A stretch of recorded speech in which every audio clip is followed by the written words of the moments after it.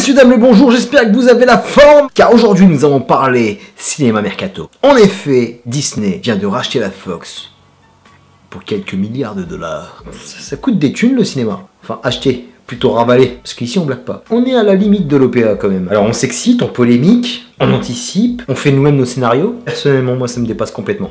Je comprends aisément que ça fasse un peu flipper, mais c'est du pur business à l'état brut. Au 21e siècle, dans le monde dans lequel on vit, on a tous à peu près un prix. Disney, si tu veux m'acheter une villa sur Venice Canal, et je me couche. Je suis pas cher, avec quelques minettes bien sûr. À part au lycée, à la fac, j'ai très peu de notions d'économie, mais je prends ça de manière très pragmatique. Il y a le gros, rachète un peu moins gros. Il n'y a absolument pas à polémiquer. C'est comme ça, faut faire avec. Qu'est-ce que tu veux que je te dise?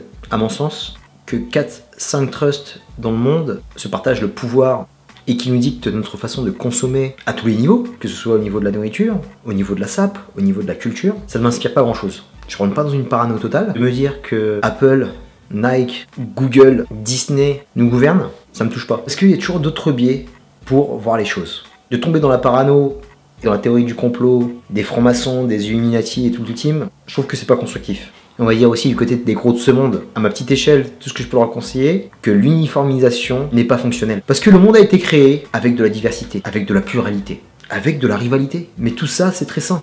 Le fait est que différentes maisons de production au cinéma se concurrencent, peuvent faire avancer leurs films. J'ai toujours fonctionné comme ça, même à mon niveau. On s'inspire les uns les autres. L'uniformisation, c'est pas ce qu'il y a de plus cool. Donc à nous de savoir comment on veut consommer notre divertissement culturel. On a tendance à être parano parce que la communication et le marketing de Disney jouent beaucoup là-dessus. C'est indéniable, il faut reconnaître, ils sont super efficaces. Star Wars, The Last Jedi, épisode numéro 8, est sorti mercredi. Ils ont une façon d'occuper l'actualité et la toile comme no one. Et on a l'impression qu'ils occupent tellement le terrain qu'il n'y a que. Alors que c'est tout à fait faux. En y regardant de plus près, Disney n'a aucun monopole. Parce qu'il y a des rivaux qui sont encore présents. Même si les chiffres sont hallucinants, même si leur politique de rachat massif de licences percute, parce qu'ils achètent pas n'importe quoi et pas n'importe qui, ils ont bien taffé.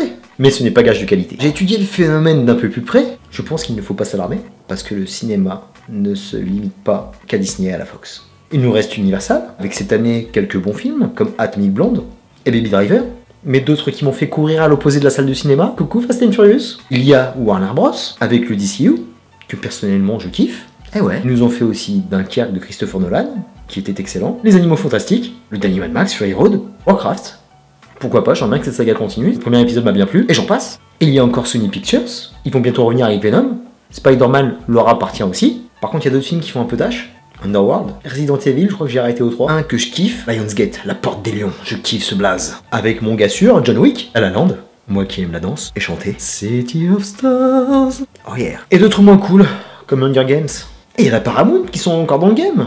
Le Cloverfield Universe, Terminator, même si j'y crois plus, et l'énorme boost des Transformers, et la MGM avec James Bond. Enfin bref, comme vous pouvez le voir dans toutes ces prods, on a des super films comme on a des mauvais films. Et la Fox et Disney ne dérogent pas à la règle. Il faut pas cracher sur Disney constamment. Cette année, j'avoue qu'au niveau du MCU, je me suis pas retrouvé totalement. Mais il y a même pas 2 semaines, j'ai vu Coco que j'ai kiffé. J'ai même lâché une petite larmichette à la fin. C'était super émouvant. Mais derrière ça, ils ont fait Spider-Man Homecoming par exemple. Et c'est la même pour la Fox. Ils ont beau posséder la licence X-Men, Deadpool et tout le tintouin, ils sont coupables d'avoir produit Alien Covenant. Oh celui-là.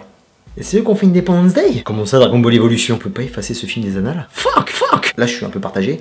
C'est qu'ils vont reprendre la licence X-Men et 4 Fantastiques pour les réintroduire dans les Avengers. Je me rappelle quand j'ai vu la phase 1 qui me plaisait beaucoup du MCU, j'étais là en train de me dire c'est quand même triste qu'il n'y ait pas les X-Men avec eux. Et finalement j'en suis revenu. Parce que la Fox arrivait à très bien gérer les X-Men en les relançant avec de très bons films. Et pour moi, je ne voulais plus du tout les voir ensemble. Surtout avec le New Mutant qui arrive, la Fox tentait des choses que les MCU ne tentera jamais. Donc là, ouais, je flippe un petit peu. Je flippe qu'ils aient eu le corps complètement ce qu'on a vu. Parce que les X-Men de la Fox, c'était un univers super-héroïque que je kiffais et qui devenait de plus en plus cohérent. Et là, quand je vois les derniers films du MCU, je suis complètement dubitatif. Autre chose qui me chagrine, quid des Defenders de Netflix. Là, je sors de Punisher, j'ai kiffé pratiquement tout ce qu'ils ont proposé. Ils vont les récupérer aussi et s'affranchir de Netflix. Ce qui a été produit, c'est Jessica Jones, Luke Cage, qui est en tournage, et je crois qu'on a commencé Daredevil. Et après ça, c'est fini. Qu'est-ce qui va se passer pour la saison 2 de Punisher? Parce qu'ils vont créer leur plateforme à eux, pour éclater Netflix, parce que c'est un peu le but du jeu. Et sincèrement, de récupérer toutes ces bonnes choses, et en faire un produit très lisse et standardisé, comme ils ont fait avec le Marvel Cinematic Universe, me pose un peu problème. Autre chose, là je pense à tous mes potes qui sont fans des Simpsons. Moi personnellement, les Simpsons, j'ai arrêté à la saison 11. Je crois qu'ils ont dépassé la vingtaine de saisons. C'est une série hyper symbolique. Je sais pas si un jour j'aurai le courage de relancer les Simpsons, mais c'est une série qui a parlé à mon enfance et je sais pas ce qu'ils vont faire. Comme j'ai dit, que ce soit la Fox et Disney, il y a du bon et du moins bon. Il y a du superbe comme du très mauvais. Dans cette histoire, faut être serein.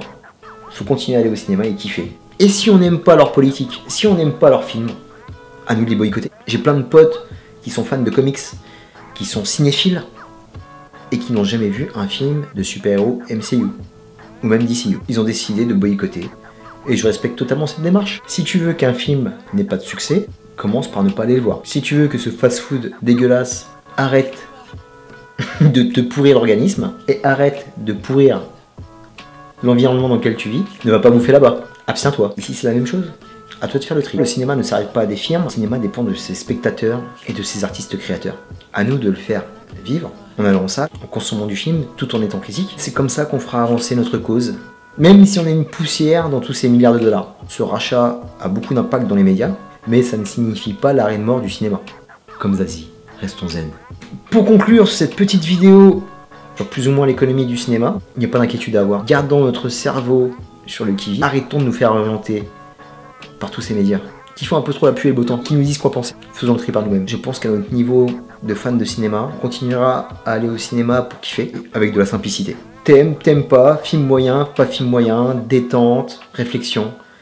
Comme d'hab. Que ce soit la Fox, Disney et les autres, ça fait des années qu'ils sont là et ça n'a jamais posé problème. Et notre but premier, c'est d'aller au cinéma. Et après, si tu n'aimes pas la démarche, si tu n'aimes pas les thunes, si tu penses qu'il y a de la politique qui rentre en ligne de compte, à toi de stopper les frais. C'était à peu près tout par rapport à cette vidéo complètement improvisée. Terminus pour ce rachat à coût de milliards de dollars de Mickey sur les Foxes. Je te dis à très bientôt pour une prochaine vidéo.